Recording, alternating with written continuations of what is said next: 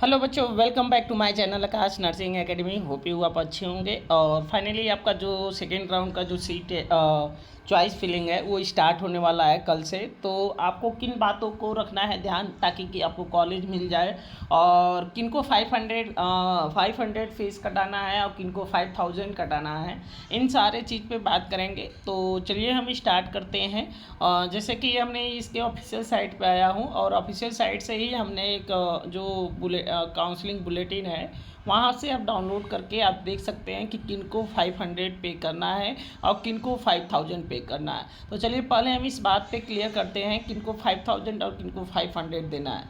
तो देखिए round first, round second में हम जाएंगे। तो देखिए यहाँ पे राउंड सेकेंड में क्या लिखा है कि all candidate who have not participate in round one. देखिए ये कहना जा रहा है कि राउंड टू में वही कैंडिडेट पार्टिसिपेट हो सकता है जो राउंड फर्स्ट में पार्टिसिपेट नहीं हुआ था। ये तो उनके लिए है मीन्स जो मान लीजिए फर्स्ट राउंड में किसी कारणवश नहीं पार्टिसिपेट हुए थे, तो यदि सेकेंड राउंड में पार्टिसिपेट करना चाहते हैं तो वो पार्टिसिपेट हो सकते हैं। तो आपको सोच सकते हैं इनको कितना पे करना होगा, अभी बता देंगे। वैसे भी सेकेंड पॉइंट लिखा है कि all candidate who have participate round first and counselling and not have been allotted any seat in the any college. देखिए और दूसरी पॉइंट ये कह रहा है कि वो सभी छात्र जो राउंड फर्स्ट में पार्टिसिपेट हुए थे लेकिन उन्हें किसी भी प्रकार के कॉलेज अलॉट नहीं हुआ है, वो सेकेंड राउंड में पार्टिसिपेट हो सकते हैं।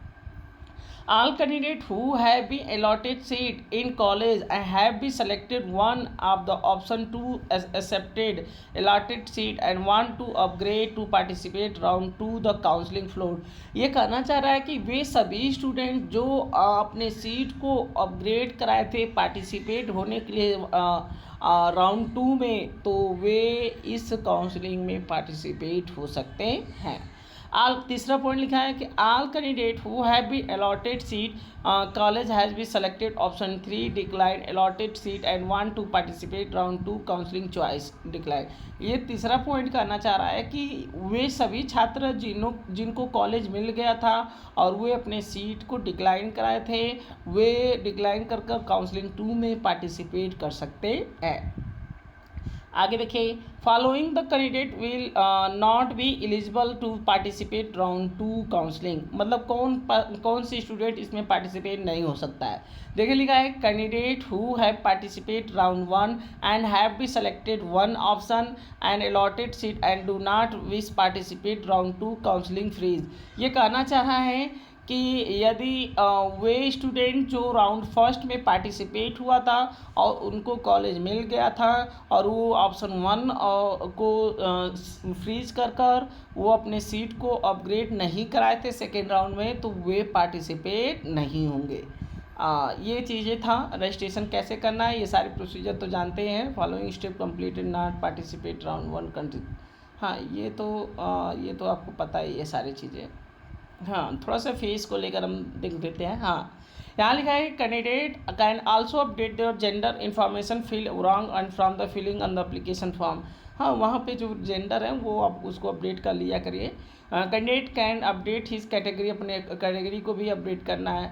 The candidate will be have deposit. अब किन को पे करना है, देखिए 5000 कैंडिडेट काउंसलिंग सूट रजिस्ट्रेशन पे करना है, 5000 काउंसलिंग सिक्योरिटी फीस पे करना है। तो अब इसमें क्या लिखा है देखिए, both fees with deposit online through. ये तो ऑनलाइन ही थ्रू किया जाएगा। हाँ यहाँ पे लिखा है, सॉरी ये तो सारे पहले प्रोसीजर लिखा है। यहाँ लिखा है candidate will have deposit 500 as counselling registration fees non refundable online except candidate who have registered round for one and not had be allotted any seat. देखिए यहाँ पे लिखा है कि 500 किनको नहीं देना है। ये लिखा है कि वे स्टूडेंट जो काउंसलिंग राउंड फर्स्ट में पार्टिसिपेट हुए थे और उन्हें किसी भी प्रकार के कॉलेज अलॉट नहीं हुआ, वे उन्हें किसी भी प्रकार के शुल्क नहीं देना है। मीन्स 500 फीस देना ही नहीं है। ये समझ में आया।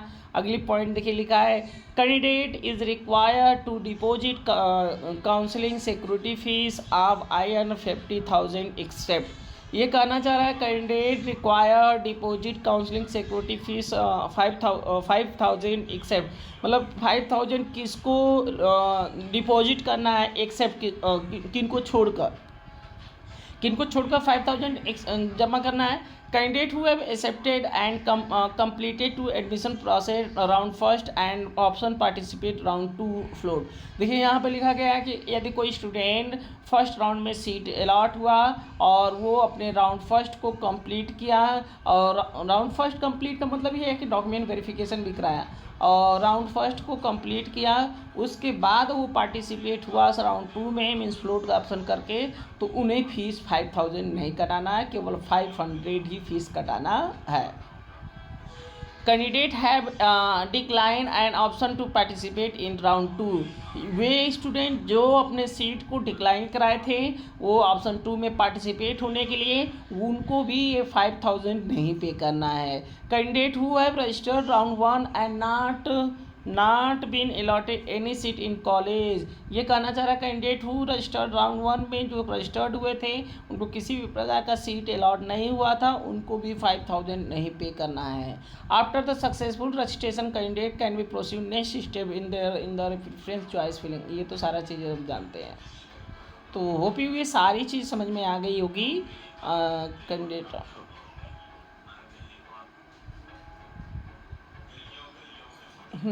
ये सारी चीज़ समझ में आ गई होगी। हाँ, थोड़ा सा बात करते हैं कि किन प्रायोरिटी में आप कॉलेज को रखेंगे।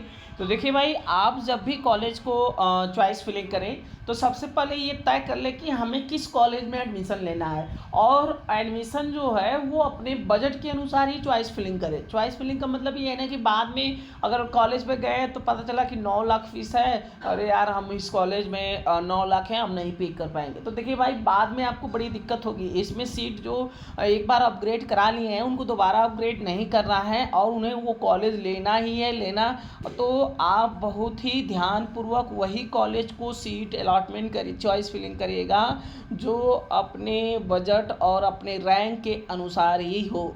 कई सारे बच्चे कमेंट करें मुझे कॉलेज नहीं मिलेगा, इतने नंबर पर भी मिलेगा भाई, कम नंबर पे भी कॉलेज मिलेगा, लेकिन आपको ध्यान रखना है कि हमारा जो रैंक है और हमारा जो मार्क है वो हमारे रैंक के अनुसार कॉलेज मैंने फिलअप किया है कि नहीं किया है। तो अब अगर आप अपने रैंक के अनुसार कॉलेज फिलअप किए रहेंगे तो आपको 100% कॉलेज अलॉट होगा इस राउंड में।